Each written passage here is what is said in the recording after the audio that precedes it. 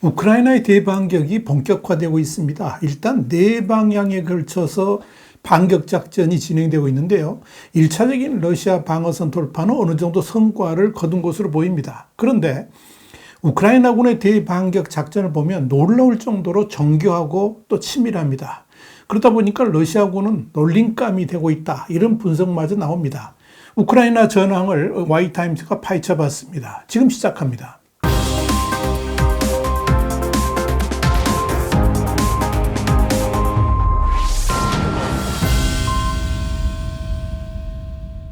영국의 BBC 러시아파는 현지 시간으로 11일 미국 전쟁연구소 ISW의 보고서를 인용해서 우크라이나군이 최소 4군데 방향에서 반격 작전을 수행하고 있다고 보도를 했습니다. BBC는 동부의 바흐무트에서도 1400m 이상 진격했고, 러시아 전쟁 블로거들은 북서쪽과 북동쪽으로 우크라이나군이 전진하고 있다고 전했으며, 이 러시아 국방부는 우크라이나군이 자포리자 지역에서도 공격을 감행하고 있다고 밝혔다, 이렇게 전했습니다. ISW는 현지 시간으로 10일 현재 전황과 관련해 가지고 자포리자주 서부의 우크라이나군이 오리히브 남서쪽과 남동쪽에서 반격하는 동안에 국지적인 이득을 얻었지만 러시아군도 만만치 않게 저항하고 있다고 밝혔습니다. 물론 진격 속도가 상당히 느리긴 하지만 이는 러시아의 방어 진지에 대한 정면 공격을 택하고 있기 때문이라는 것이 ISW의 분석입니다. 그러면서 ISW는 현재 전황과 관련해서 러시아가 우크라이나군의 공격을 막아냈고 상당한 무기들을 파괴했다고 선전하고 있지만, 이런 내용이 현재 우크라이나 대반격의 전부를 보여주는 것은 결코 아니다 그랬습니다. 그러면서 러시아군은 여전히 위험하고 우크라이나군은 확실히 힘든 싸움에 직면해 있지만 우크라이나는 아직 반격군의 대부분을 투입하지도 않았고 러시아군의 방어가 전선의 모든 구역에서 균일하게 강하지도 않다, 이렇게 강조를 했습니다. 미국의 시사주간지인 뉴스위크도 현지 시간으로 10일 영국 국방부의 발표를 인용해서 우크라이나의 동부와 남부에서 우크라이나의 중요한 군사작전이 벌어졌다 그러면서 우크라이나군이 상당한 진전을 이룬 것으로 보인다라고 전했습니다. 영국 국방부는 이어서 일부 지역에서는 러시아 방어선을 뚫는 데 성공했지만 다른 지역에서는 우크라이나의 진격이 그리 빠르지는 않다라고 밝혔습니다.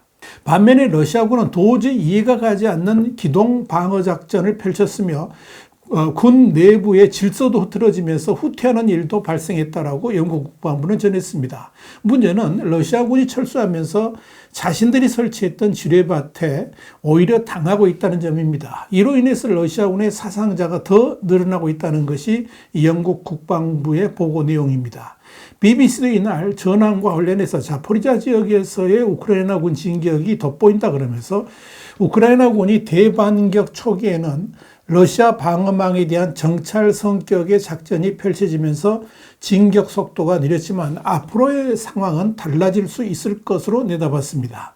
이런 전황과 관련해서 볼도미르 젤렌스키 우크라이나 대통령은 현지 시간으로 10일 우크라이나 수도 키이우를 깜짝 방문한 트루도 캐나다 총리하고 회담 후에 연 공동 기자회견에서 러시아군에 대한 반격 및 방어 조치가 우크라이나에서 이루어지고 있다 그러면서 작전의 성과에 대해 모두가 긍정적이다, 이를 푸틴에게 전해달라, 이렇게 말했습니다.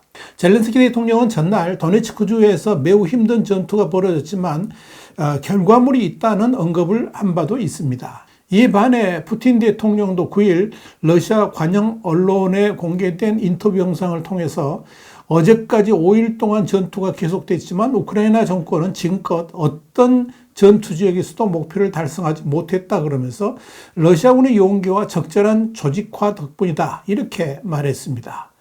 영국의 텔레그래프는 현지 시간으로 9일 이런 보도를 했습니다. 우크라이나가 반격의 1단계 작전을 시작했다 그러면서 이번 우크라이나군의 작전은 마치 역사상 가장 복잡한 작전인 노르망디 상륙 작전의 전개를 연상시킨다라고 전했습니다. 그러면서 지난 한 주간의 작전 상황을 상세하게 설명했습니다. 지난 2달 동안에 우크라이나군은 준비 작전을 수행해 왔습니다. 이는 적을 약화시키고 또 적의 의도에 대해서 혼란을 주며 적의 강점과 약점에 대한 정보를 수집하기 위해 고안된 것입니다. 다시 말씀드려서 적을 원하는 대로 만들어서 최종적으로 공격했을 때 적을 쉽게 물리칠 수 있도록 하는 것입니다. 가장 눈에 띄는 것은 러시아 시민으로 구성된 우크라이나 무장 중군사단체인 러시아 자유군단이 러시아 영토인 벨고로드와 쿠르스크에 대담하게 침입했다는 점입니다. 자국 국경에 러시아 방어 병력이 없는 것으로 보아서 크렘린궁은 이 지역이 안전하다고 판단했던 겁니다. 그러나 이들의 공격으로 말미암아 러시아는 이제 2배나 긴 전선에 맞서서 싸워야 하고 이미 늘어난 병력을 더욱 더 늘려야 했습니다. 그리고 우크라이나는 지난주 반격의 1단계 작전을 시작했습니다. 이 작전에는 서방이 지원한 모든 장비와 병력, 그러니까 9개 기갑 여단과 지원 보병 부대를 총동하는 대신에 훨씬 소규모의 팀으로 여러 차례 미니 공세를 펼치는 방법을 선택했습니다. 5일 월요일에는 우크라이나는 이 남동부 부흐레다르 마을 주변의 일부 지역을 점령하기 위해서 작전을 시작했습니다. 부흐레다르는 러시아군이 늦겨울과 초봄에 반복적으로 공격을 감행한 지역이기 때문에 방어선이 잘 갖춰져 있지는 않습니다. 이 마을은 또한 러시아가 군대를 공급하기 위해서 크게 의존하는 인근 철도 노선이 있는 중요한 위치를 차지하고 있습니다. 또한 해안의 그 마리오폴까지 약 75km 정도 떨어져 있습니다. 이곳에서 공격에 성공하게 되면 우크라이나의 영토에 진주한 러시아군을 2개의 세력으로 나눌 수가 있습니다. 6일입니다. 이 우크라이나군의 대반격이 서서히 시작되고 있다는 것을 감지한 러시아군은 당황한 나머지 드니프로강의 노바카우카 댐을 폭파했습니다. 우크라이나군의 진격을 막기 위해서 저지른 겁니다. 이로 인해서 강 하류 지역은 우크라이나군이 진격을 할 수가 없어서 일단 크림반도로 곧바로 진격하지 못하도록 막는 효과를 거두었습니다. 7일입니다. 우크라이나는 드디어 동부 바흐무트에서 대대적인 공격을 감행하면서 일부 지역을 회복했습니다. 이 반격에는 서방이 제공한 무기도 참여를 했습니다. 바흐무트 공격은 2가지 의미가 있습니다. 그 하나는 러시아에게 상징적인 도시인 바흐무트에서 패배를 당하게 함으로써 러시아가 극도의 두려움을 갖게 만드는 것이고 또 바흐무트 사수를 할 수밖에 없게 만들면서 이 러시아 군대를 묶어둘 수 있는 효과도 있습니다. 또 하나는 만약 러시아가 바흐무트에서 패배하게 된다면 이를 포기한 용병 바그너 그룹에 대한 책임론이 제기되면서 러시아 내부의 혼란을 가중시킬 수가 있을 것입니다. 8일과 9일입니다. 이날부터 사실상 본격적인 대반격이 시작됐습니다. 부흐레다르에서 치고 빠지기 작전을 펼친 우크라이나군은 오레이브에서 남쪽으로 러시아의 중요한 물류 허브인 톡막을 향해서 가장 큰 공격을 시작했습니다. 이 지역은 우크라이나가 대반격 시 반드시 거쳐야 될 코스로 알려져 있었기 때문에 이 러시아군은 단단한 방어선을 유지하고 있었습니다. 바로 이곳을 미국 장갑 보병 차량과 독일 레오파드2 전차를 탄 우크라이나 4개 중대가 준비된 러시아 방어선을 향해서 돌진했습니다. 이 작전에서 우크라이나군의 피해도 있었습니다. 레오파드와 브래들리 장갑차 등도 파괴가 됐습니다. 그만큼 강력한 전투가 벌어졌다는 의미입니다. 그러나 전반적으로 우크라이나군은 1차 방어선을 뚫는 데 성공을 했고 더 중요한 것은 정확한 러시아군의 위치를 파악하는 데 도움이 됐다는 겁니다.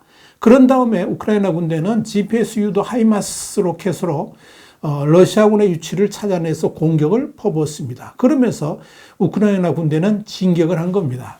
이곳은 가장 치열한 전투가 벌어진 지역이고 우크라이나는 이후에 더 많은 병력을 이 축에 투입해서 해안까지 도달해가지고 크림반도를 향하는 러시아 육교를 차단하는 이 장기적인 목표를 달성하기 위해서 노력하고 있습니다. 자, 그렇다면 우크라이나의 작전이 성공했다고 볼 수 있을까요? 일단 현재 단계에서 작전 성공을 말하는 것 자체가 섣부르다 할 수 있습니다. 일부 지역에서는 우크라이나군이 러시아군의 초기 방어 진지를 뚫었지만 차량이 파괴되고 사상자가 많이 발생했습니다.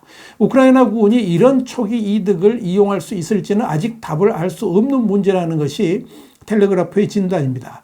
여기에 대해서 미국의 최고 전쟁 분석가인 마이클 코프먼은 며칠간의 전투를 보고 판단할 수 있는 사안은 아니다 그러면서 우크라이나군의 대반격은 몇 주, 어쩌면 몇 달에 걸쳐서 진행될 것이다. 이렇게 전망을 했습니다. 또 하나의 중요한 포인트는 우크라이나가 서방으로부터 제공받은 무기들을 어디에 언제 중점적으로 배치할 것인가의 문제입니다. 그러나 아직까지 서방의 무기들이 본격적으로 배치되지는 않았고 이들을 관리할 우크라이나 병력도 투입되지는 않았습니다. 그러나 현재까지 우크라이나 전략을 보면 우리가 전혀 예상하지 못했던 방식을 채택할 가능성도 있어서 앞으로의 전개가 주목됩니다. 텔레그래프는 여기에 대해서 분명한 것은 우크라이나가 이제 결심했고 반격이 시작되었으며 더 강렬하고 더 피비린내 나는 공세가 될 것이라는 것이라 이렇게 내다봤습니다. 와이타임 정세 분석이었습니다. 감사합니다.